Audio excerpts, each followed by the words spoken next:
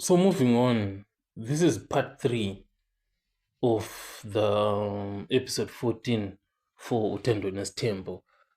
So I made the other two parts. If you haven't watched them, you can check them out. So Musa Mseleku actually visited Mangwabe after first visiting Macele, then Mayeni.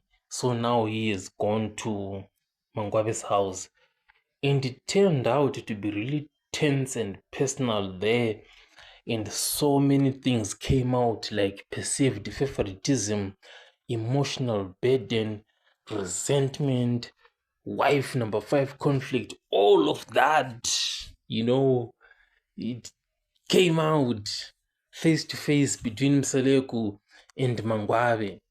It was really tense, that meeting, that face to face meeting. It was really, really something else.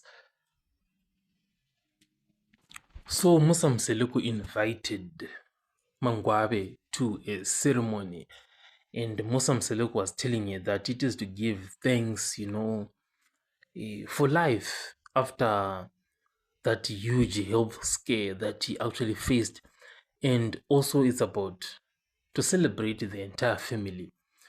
So the challenge now that Musa Mseleku faces is that he hides the purpose of the ceremony and tells his wives different things.